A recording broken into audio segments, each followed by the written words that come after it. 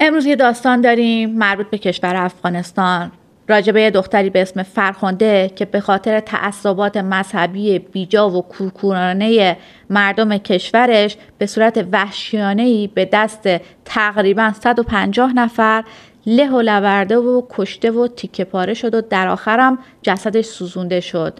چرا تو کار کنی دخترم؟ خدا نگاش کن بیگناه بودم. بسیار حالت خراب.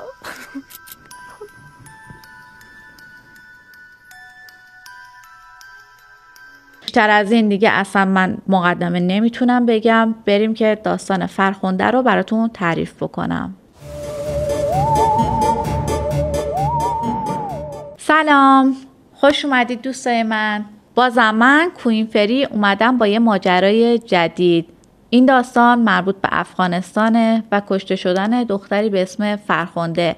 همین اول کار بهتون بگم که اگر افراد حساسی هستید و یا زیر 18 سال سن دارید، این داستان مناسب شما نیستش و خیلی داستان دردناک رو میخوام براتون روایت بکنم.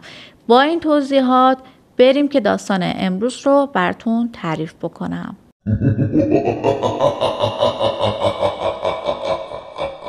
فرخنده دختر 27 ساله‌ای بود که توی کابل افغانستان زندگی میکرد. داشت پیاده میرفت سمت کلاس قرآنش. اون روز برای فرخنده یه روز کاملا عادی بود و مثل تمام روزهای دیگه براش برگزار شده بود. فرخنده اون روز کلاس قرائتش رو تموم کرد و راه میفته بره به سمت مسجد شاه دوشمشیر که توی مرکز کابل بود. مسجد شاه دوشمشیر یکی از مهمترین و زیباترین مسجدهاییه که توی کابله که معمولا آدم‌های خیلی زیادی برای زیارت به اونجا میرن. فرخنده توی مسجد زیارتش رو میکنه که نمازش هم میخونه و بعدش میاد توی حیاط و اونجا با یه مردی به اسم زین‌الدین که کارش دعانویسی و طلسم نویسی بوده شروع میکنه به صحبت کردن.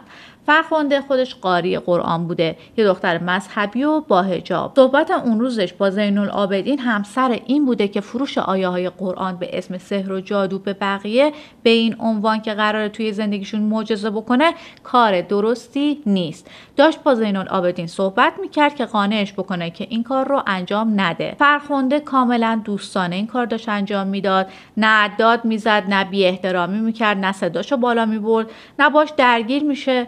ولی حرفای فرخنده باعث میشه که زین‌العابدین خیلی عصبانی بشه. چرا؟ چون داشته نونش رو آجر میکرده و باعث میشده نتونه سحر و جادوهاشو به اسم معجزه به مردم بیچاره بفروشه. در واقع فرخنده داشته باعث میشده که زین‌العابدین نتونه از جهل مردم استفاده بکنه که بالاخره توی اون مسجد داشتن کلی آدم رفت آمد میکردن دیگه و حرفای فرخنده ممکن بوده روی بعضی از اونها تاثیر بذاره که این قضیه بین مردم بپیچه، چون که زین‌العابدین اونجا به یه دعانویس خیلی خوب و محبوب شهرت داشته و نمیخواسته کار کاسبیش آجر بشه. برای همین تصمیم میگیره با فرخنده کاری بکنه که دفعه دیگه نتونه تو کار کاسبی کسی دخالت بکنه و شهرت این مولای دعانویس رو زیر سوال نبره. پس شروع میکنه به فریاد زدن که این زن قرآن آتیش زده، من خودمم شاهدم، اصلا این زن جاسوسه، جاسوس آمریکاست، مردم به حسابش برسید. اینا حرفاییه که زین‌العابدین داشت فریاد میزد و داد میزد توی حیاط مسجد. زین‌الدین کلی آدم دور و بر خودش جمع میکنه، حدود 150 تا مرد خشمگین و متعصب که به دین و مذهبشون خیلی باور داشتن. افسرهای پلیسی که اونجا بودن وقتی متوجه قضیه میشن از فرخنده میخوان که اونو منتقل بکنن به یه جای دیگه، اما فرخنده قبول نمیکنه و ازشون درخواست میکنه که یه پلیس خانوم بیاد و همراهیش بکنه. افسر پلیس هم برای اینکه امنیت فرخنده رو فراهم بکنه اونو منتقل میکنه به فضای داخلی مسجد. زین‌الدین هم این وسط برای اینکه حرفای خودش رو ثابت بکنه میره یه کتاب قرآن میاره که کلی از برگاش سوخته بود و میگه این کار فرخنده است و این قرآن و این دختره آتیش زده، منم خودم شاهدم. فرخنده مثل خیلی از دخترای دیگه‌ای که توی افغانستان زندگی میکنن یه دختر محجبه و مسلمون بود که حتی مدرک دانشگاهیش هم علوم اسلام شناسی بوده. اما یک دفعه بیشتر از 100 تا مرد متعصب و خشمگین هجوم میارن به سمتش و بهش میگن تو جاسوس آمریکایی، تو قرآن رو آتیش زدی. اونم میگه من یه دختر مسلمونم و یه مسلمون هیچ وقت همچین کاری نمیکنه که قرآن آتیش بزنه و سعی میکنه باهاشون صحبت بکنه و قانعش بکنه که حتی 1% هم امکان نداره که این کار رو کرده باشه. اون مرده عصبانی فرخنده رو به زور میکشن وسط خیابون و شروع میکنن به مشت و لگد زدن. حتی تو اون شرایط هم فرخنده سعی میکرده قانعشون بکنه که همچین کاری رو نکرده، ولی متاسفانه تعصب دینی بیجای اون آدما کلا چش و گوششون رو بسته بوده و اصلا به فرخنده اهمیتی نمیدادن. بیشتر از 100 تا مرد عصبانی فرخنده رو زیر دست و پا له میکردن و تا سرحد مرگ کتکش میزدن. یه سری دیگه هم داشتن این آدما رو تشویق میکردن و میگفتن این جاسوس آمریکایی و قرآن سوز رو بکشید و به حسابش برسید.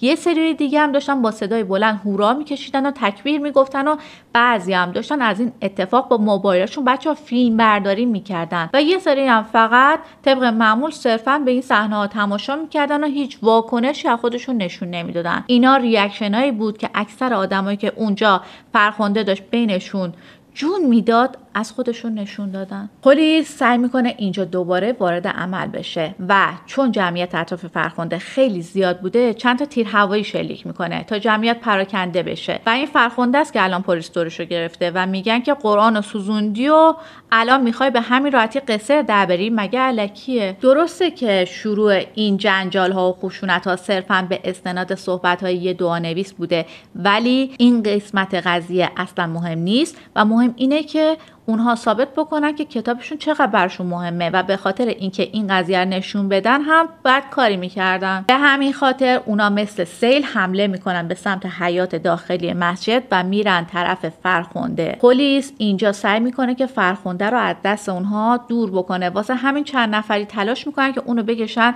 روی سقف شیرگونی و موفق هم میشن، اما چند تا از اون مرده عصبانی خیلی سریع خودشونو میرسونن به سقف و شروع میکنن با چوب فرخنده رو کتک زدن و چند نفر دیگه هم از پایین شروع میکنن فرخنده رو به پایین کشیدن و این باعث میشه که فرخنده‌ای که حالش خیلی خوب هم نبوده و تعادل هم نداشته از روی سقف بیفته وسط جمعیتی که قصد جونشو داشتن. اونها دوباره شروع میکنن به فرخنده حمله کردن و هر کس با هر چیزی که دم دستش بود فرخنده رو میزد. یکی با مشت و لگد، یکی با چوب، یکی با بلوکای سیمانی، یکی با سنگ به سر و بدن فرخنده ضربه میزدن و فرخنده تو این وضعیت وحشتناک باز داشته بلند بلند از خودش دفاع میکرده و شرایط رو توضیح میداده که تو این شرایط متاسفانه شانسی هم نداشته البته. اما متاسفانه این پایان دردایی نیست که فرخنده قرار متحمل بشه. مردایی که اطراف فرخنده بودن داشتن بلند بلند جیغ میزدن و هورا میکشیدن و از کسایی که فرخنده رو کتک زده بودن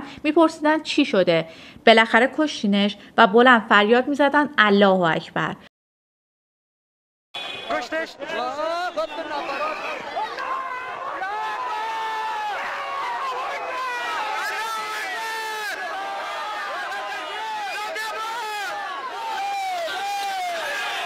پلیس هم داشت فقط به همه این قضایا نگاه میکرد و فرخنده هنوز زنده بود و میگفت الله اکبر الله اکبر. بنده خدا را چاره دیگه هم نداشت دیگه. اینجای قضیه هم پایان تراژدی تلخی که برای فرخنده اتفاق میفته نیست. اونا بدن فرخنده رو میبندن به پشت ماشین و حدود 400 متر با خودشون میکشن و بدنش رو میبرن به قسمت خشک شده رودخونه کابل و اونجا هم شروع میکنن با تکه سنگ به سر و صورت فرخنده ضربه زدن و یکی از کسایی که با سنگ به سر و صورت فرخنده میزده یه پسر 16 ساله به اسم یعقوب بوده که توی تصویر میبینیدش که لباس قهوه‌ای تنشه. در آخر هم بدن فرخنده رو توی بستر خشک رودخونه کابل آتش میزنن و میسوزونن بیچاره رو. بچه‌ها جالب بدونید خیلی از اون آدمایی که اونجا بودن و این بلا رو به جرم قرآن سوزی سر فرخنده آوردن بی سواد بودن و در واقع سواد و دانش خوندن قرآن رو اصلا نداشتن و فقط به خاطر تعصب کورکورانشون داشتن از اونها دفاع میکردن. و میدونم که سواد و شعور دو تا چیز مجزاست، ولی فکر میکنم هم نظر باشیم تو این قضیه که این جماعت هیچ کدوم از این دوتا رو نداشتن. ساعت طرفای 4 بعد از ظهر بود. همون روز یه نفر با خط فرخنده به پدرش تماس میگیره و بهش میگه که خیلی سریع خودتون رو برسونید به سمت مسجد شاه دوشمشیر. پدر فرخنده مادرش و برادرش خودشون رو میرسونن. اونجا میبینن کلی آدم و افسر پلیس اونجا جمع شدن و اینجاست که پدرش رو منتقل میکنن به ایستگاه پلیس و بهش میگن که همچین اتفاقی اونجا افتاده ولی دخترت هنوز زنده است و همینجا پیش ماست و به پدرش میگن که تو الان باید بیای اعلام بکنی که دخترت مشکل روانی داشته و تو شرایط نرمالی نبوده وگرنه برای خودت و خانواده‌ات دردسر درست کردی. بعدش بهش میگن نه ما دروغ گفتیم، دختر مرده است، بیا جنازه‌شو تحویل بگیر. پلیس به پدر فرخنده میگه بهتره همین الان کابل رو ترک بکنید چون کسایی که این بلا رو سر فرخنده آوردن به احتمال زیاد قرار نیست دست از سر خانواده اونم بردارن.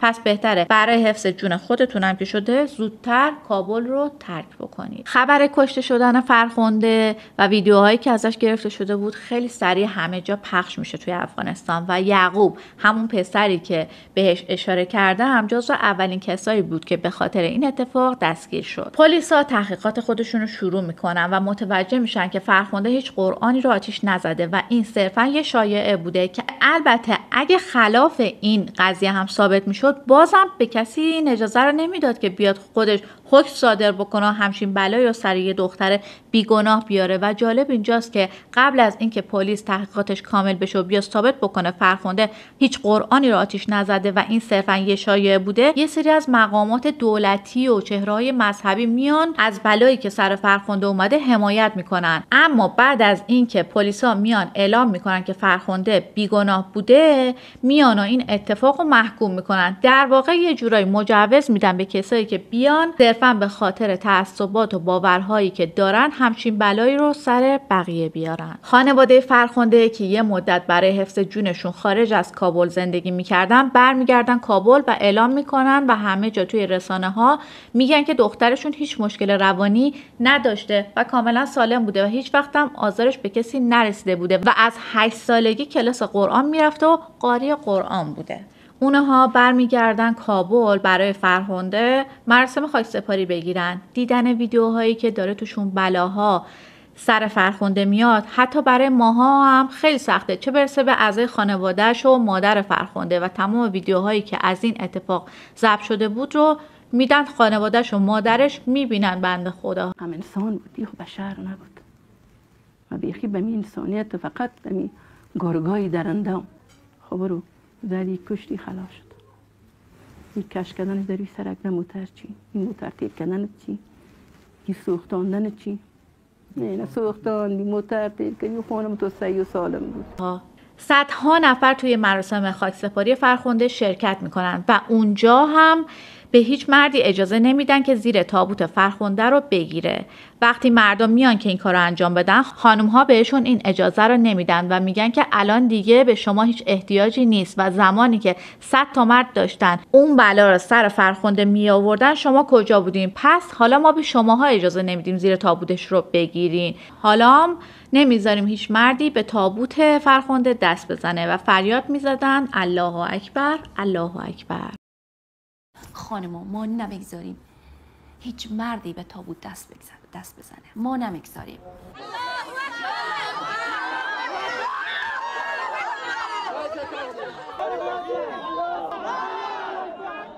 و البته پدر فرخنده هم این اجازه رو میده و میگه اینا مثل دخترای خودمن، برای من مثل فرخنده هستن و به خاطر دادخواهی اونه که الان اینجان و اجازه بدید که اونا تابوتو بردارن. و این شروع یه تظاهرات خیلی بزرگ توی کابل بوده و تبدیل میشه به یکی از بزرگترین تظاهرات هایی که تا به حال توی افغانستان انجام شده برای دفاع از حقوق زنها، که البته خیلی از مردها هم توی این تظاهرات ها شرکت میکنن و کنار زنها حضور پیدا میکنن. خانواده فرخنده میگن دختر ما خیلی دختر دانایی بود اما نمیدونستیم دانایی توی این کشور تاوان داره.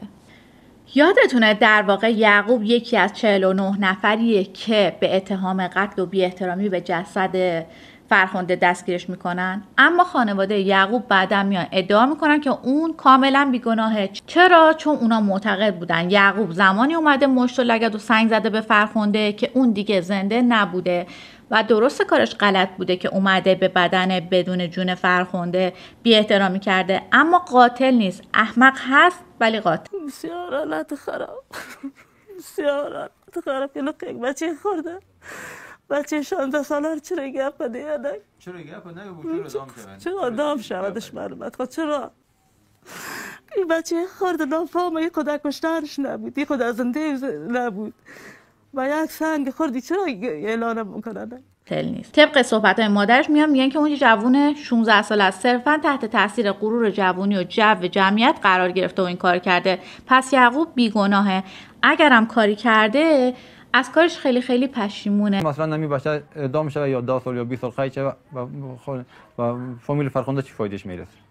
از این 49 نفری که دستگیر میکنن 19 تاشون افسرهای پلیس بودن که اون روز در حال انجام وظیفه بودن، ولی کاملا واضحه که وظیفهشون رو به درستی انجام ندادن. 6 هفته بعد از اینکه این اتفاق برای فرخنده میفته، دادگاه رسیدگی به پروندهش تشکیل میشه و همه امیدوار بودن این اتفاق و نتیجه این دادگاه بتونه یه تغییر اساسی توی قانون به نفع زنها ایجاد بکنه و طبق رأیی که قاضی میده 16 نفر از کسایی که دستگیر میشن تبرئه میشن، 11 تاشون که افسر پلیس بودن به 1 سال زندان محکوم میشن، 8 از کسایی که دستگیر میشن به 16 سال زندان محکوم میشن، 4 نفرم به اعدام محکوم میشن که یکیشون زین‌الدین و اون پسر 16 ساله یعقوب بودن. مادر یعقوب در واکنش به حکمی که بهش میدن میگه اصلا نباید به پسرش حکم اعدام میدادن، اون فقط آخر سر زمانی که فرخنده دیگه اصلا زنده نبوده یه سنگ کوچیک سمتش پرت کرده و به خاطر این سنگ زدنم کسی رو نباید اعدام بکنن. میگه من حس و حال مادر فرخنده رو درک میکنم، بالاخره دخترش کشته شده ولی پسر من بیگناهه. پدر یعقوبم در واکنش به این قضیه میگه اگه یعقوب پسر من 10 یا 20 سال بره زندان یا کلا اعدام بشه چه تأثیری به حال خانواده فرخنده داره؟ هیچی. و در واقع نظرش این بوده که یعقوب باید آزاد بشه چون اعدام شدنش هیچ تأثیری تو خانواده فرخنده نداره. بسیار حالت خراب، بسیار حالت خراب. اینو که بچه خورده، بچه 16 ساله رو چرا گپ نده؟ چرا گپ نده؟ بود چرا دام شود؟ چرا دام شودش معلومت؟ خب چرا؟ این بچه خورده نافهمه، این خود کشتارش نبود، این خود زنده نبود و یک سنگ خوردی چرا اعلان میکنن؟ مثلا نمی بچه اعدام شود یا 10 سال یا 20 سال قید شود و فامیل فرخنده چی فایدهش میرسه؟ نمیدونم چرا فکر میکرده جون فرخنده بی ارزشه، جون پسرش با ارزشه. ولی حالا شما بگید به نظرتون یه آدم نرمال به بدن بیجون یه آدم یا یه حیوان سنگ میزنه؟ و اما آیا این اتفاق وحشتناکی که برای فرخنده افتاد توی افغانستان باعث شد چیزی در افغانستان عوض بشه، قانون جدیدی وضع بشه که مثلا از خانوم‌ها حمایت بکنه؟ نه، متاسفانه باید بگم نه. حتی حکم اعدام یعقوب به 10 سال کاهش پیدا کرد و بقیه کسایی هم که حکم اعدام گرفته بودن به 20 سال زندانی محکوم شدن و حتی افسرهای پلیسی هم که به 1 سال زندان محکوم شده بودن به قید وثیقه آزاد شدن. این بود ماجرای دردناک فرخنده و اتفاقی که براش افتاد. متاسفم برای افرادی که انقدر متعصبانه برخورد میکنن و بدون فکر و بی هیچ دلیل و مدرکی یه رفتاری رو در مسیر جریان جو انجام میدن. امیدوارم که دیگه شاهد همچین اتفاقهایی نباشیم. بیشتر از این سرتون رو درد نمیارم. در پایان باید بگم که نسخه صوتی روایت‌های جنایی من توی کست باکس و اسپاتیفای وجود داره. کافیه سرچ بکنید پادکست جنایی اثر انگشت. با کامنت گذاشتن و لایک کردن هم به من انرژی میدین و به هم انگیزه ادامه دادن این پادکست ها رو میدید. خیلی ازتون ممنونم. تا یه داستان دیگه و یه روایت جنایی دیگه دوستتون دارم و همتون رو به خدا میسپارم. فعلا.